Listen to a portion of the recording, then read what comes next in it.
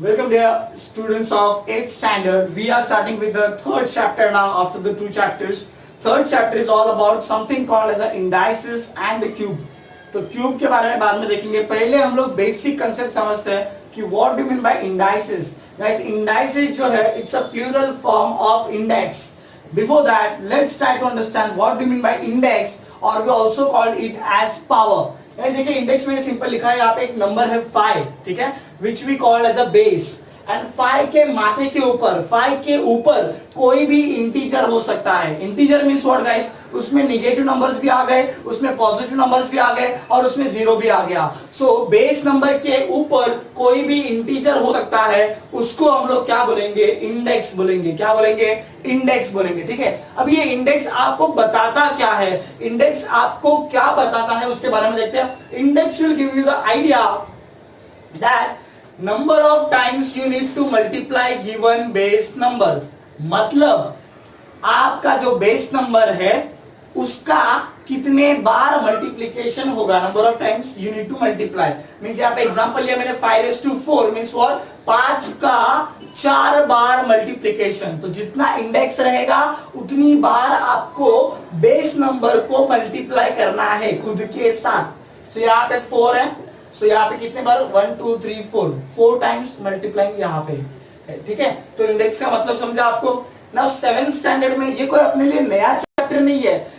We have learned this concept in the 7th standard also, and we have also learned something called as the rules of indices, and we solved I think 2-3 exercises were there on the basis of that. So we are going to recall the memory of the 7th standard now.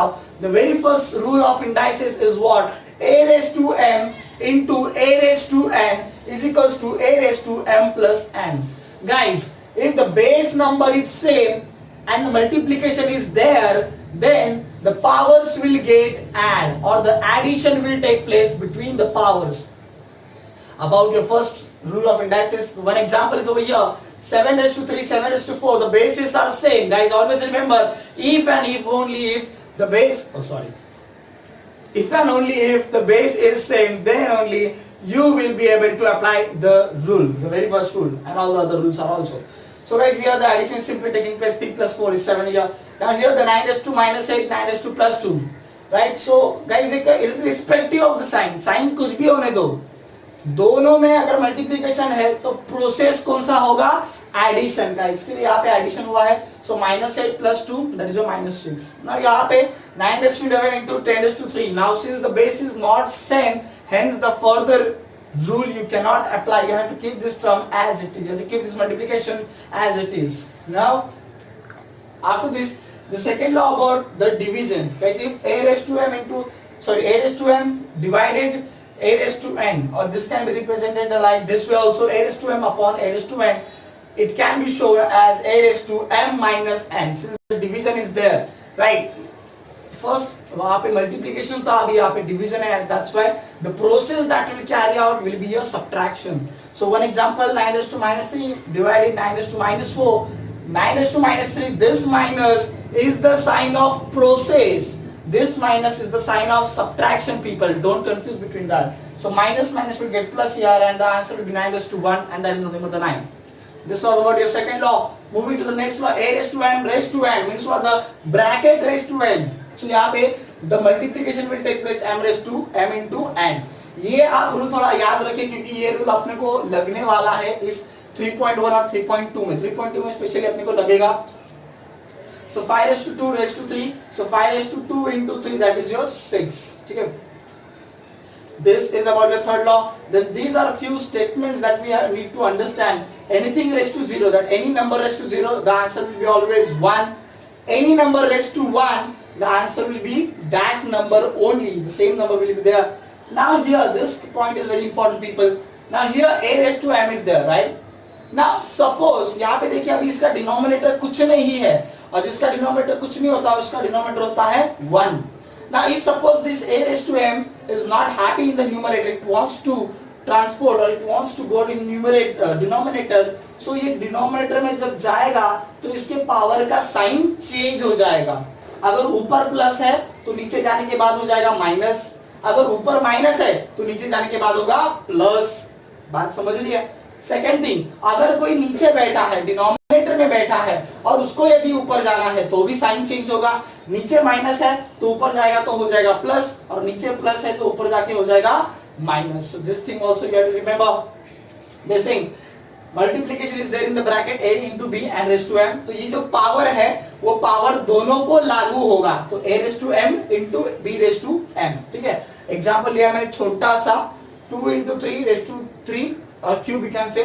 So this power 3 will be applicable for both the numbers like this way। You will solve further।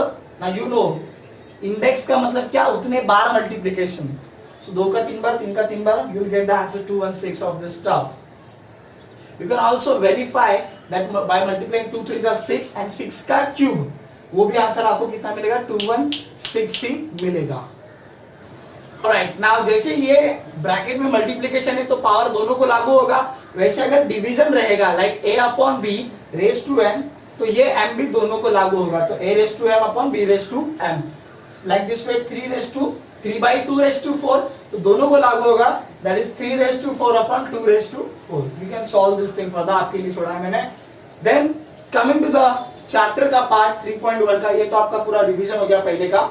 ठीक है guys, दो चीजें होती है, power versus root, power versus root. तो ये दोनों चीजें ना एकदम अपोजिट होती है, जैसे कि एडिशन का अपोजिट सब्ट्रैक्शन, मल्टीप्लिकेशन का अपोजिट डिवीजन, वैसे पावर का अपोजिट क्या होता है, रूट। ओके, तो यहाँ पे देखिए पावर कैसे दिखाते हैं, bracket raise to n, bracket मतलब अंदर कोई नंबर हो सकता है।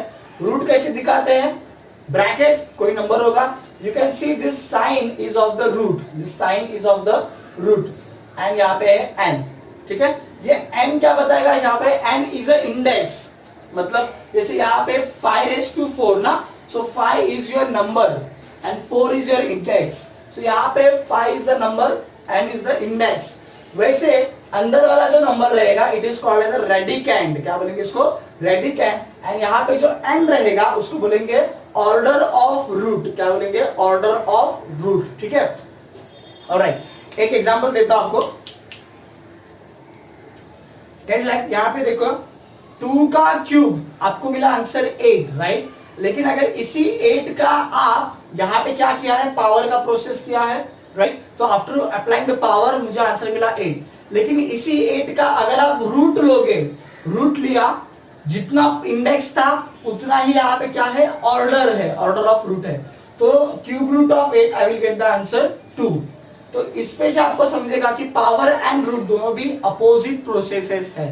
ठीक है, तो रूट को रिप्रेजेंट कैसे करेंगे, अंदर नंबर रहेगा रेडिकैंड, रूट का साइन रहेगा, and n is the order of root. ठीक है, फॉर एग्जांपल यहाँ पे 3.1 का, अच्छा, और एक चीज कि this thing can be shown as like this way also, मतलब ये अगर आपको रूट साइन दिखाना नहीं है तो this can be represented as bracket जो नंबर रहेगा, एंड जो ऑर्डर ऑफ रूट है you will write it as 1 upon n, 1 upon n। ठीक है, कैसे देखेंगे, 3.1 के कुछ एग्जांपल लिए मैंने। 5th root of 13, 5th root of 13, एक एक चीज देखिए। 5th रूट मतलब यहाँ पे क्या बताता है, ऑर्डर, रूट मतलब ये रूट का साइन रहेगा, और 13 मतलब आपका रेडिकेंड रहेगा, अंदर का नंबर। सो ये 13 ये आ गया आपका रूट, एंड 5th रूट यहाँ पे इसके लिए ऑर्डर क्या आएगा आपका 5th, right. Now this thing can be represented as 13 लिखा है यहाँ पे, जितना ऑर्डर है उसको लिखेंगे 1 अपॉन n, मींस 1 अपॉन 5 के फॉर्म में। ठीक है, so this is the root form, this is the power form. तो हम लोगों ने रूट फॉर्म को ही पावर के फॉर्म में कन्वर्ट किया। ठीक है, 7th रूट ऑफ 13, सो ये 30 इज योर रेडिकेंड, रूट का साइन आ गया, एंड 7th रूट ना, तो 7 इज योर ऑर्डर। ठीक है, and this can be written as 13 will be as it is 7th root ना, so this can be written as 1 upon 7. Okay, next cube root of 17, 17 is there, root sign is there, and cube matlab deals with 3, so the order of root will be 3, so this can be written as 17 raised to 1 upon 3. Okay, square root of 256 can be written as 256 आ गया, right, then उसका square root, root and square मतलब 2, can be written as 256 raised to 1 upon 2. ठीक है, सो ये दोनों चीज आप याद रखिए। इसके बाद में ये था आपका फर्स्ट क्वेश्चन 3.1 का। 3.1 का जो सेकंड क्वेश्चन है विच इज क्वाइट इजी, ठीक है, ये आपको दिया है, इसको आपको सेंटेंस के फॉर्म में लिखना है, ठीक है। तो कैसे लिखेंगे, देखिए 100 raise to 1/19, so we know that this is the order of root ना, कैन बी रिटन एज 100 यहाँ पे गया, रूट आया, एंड 19 यहाँ पे आया, राइट। सो इस can be written as 19th root of 100, 19th root of 100, right. Then यहाँ पे same, this is the fourth example, 512 raise to 1/9, ठीक है।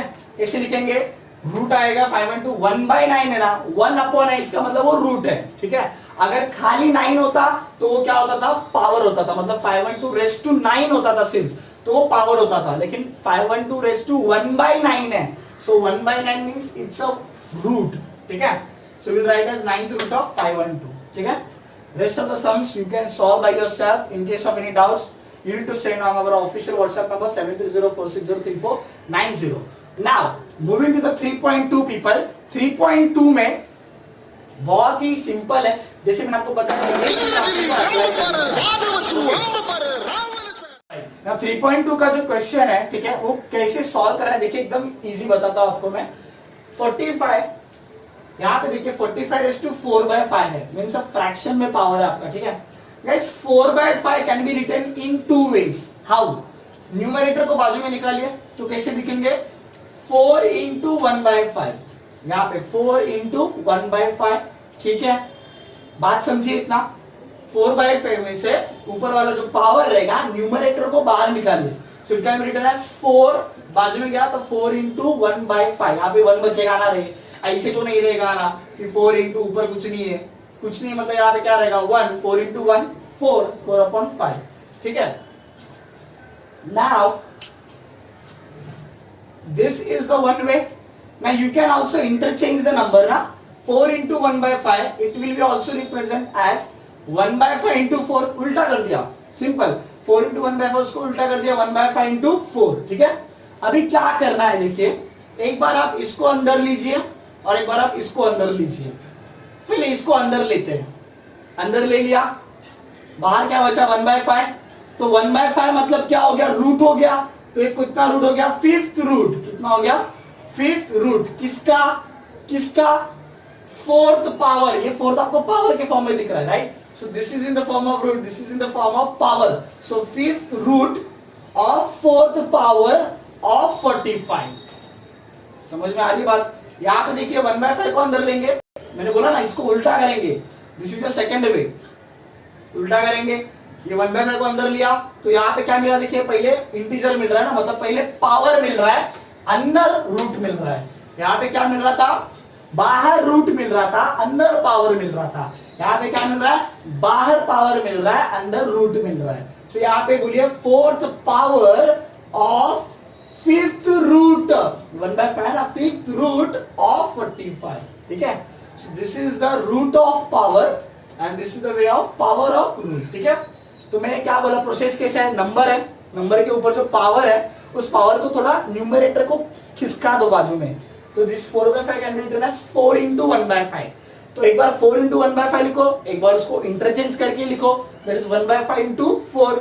तो एक बार इसको अंदर ले लो, एक बार इसको अंदर ले लो, फिर चेक करो बाहर कौन बैठा है, रूट है कि पावर है, अकॉर्डिंगली आपको वो मिलते जाएगा आंसर, ठीक है। 4th एग्जांपल लिया मैंने यहाँ पे 100 रेज़ टू 4/10, सेम वे, 4 को मैंने बाजू में निकाला, it can be represented as 4 into 1/10, उसको उल्टा कर दो 1/10। अच्छा ये डायरेक्ट लिखा है क्या मैंने, कोई दिक्कत नहीं, ये देखिए इस तरह से हम लोग उल्टा लिख सकते हैं, that is 1/10 into 4, 4 into 1/10, 1/10 into 4। मैं पहले इसको सॉल्व करके लेता हूँ, 4 को अंदर भेज दो, तो बाहर कौन मिल रहा है, पहले रूट मिल रहा है, 1/, मतलब वो रूट के फॉर्म में, सो 10th रूट ऑफ, अंदर कौन है power, 10th root of 4th power of 100, ठीक है। इधर देखिए इसको अंदर लेके जाइए आप,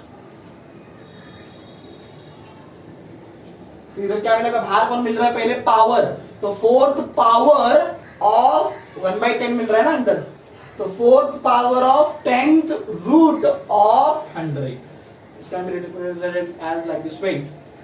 You can solve the rest of the sums people, easy है, इतना ज्यादा कोई डिफिकल्ट नहीं है। सेकंड क्वेश्चन उन्होंने क्या दिया पता है क्या, वर्डिंग के फॉर्म में दिया और आपको लिखना है। तो आप एक चीज याद रखिए, वर्डिंग के फॉर्म में रहेगा, अपना राइट से शुरुआत कीजिए, राइट से। Fifth root of square of 264, fifth root of square of 264, तो 264 पे आया, 264 का क्या स्क्वायर, तो 264 का स्क्वायर, और इन दोनों का क्या फिफ्थ रूट, इसके लिए 1/5, ठीक है। So you have to read from right hand side. तो 264 उसका स्क्वायर आया स्क्वायर, एंड इन दोनों का ऑफ मतलब इन दोनों का फिफ्थ रूट, तो 1/5. You can solve the rest of the sum similarly like this way. In case of any doubts, please send it to the official WhatsApp number 730460349. Thank you so much, people.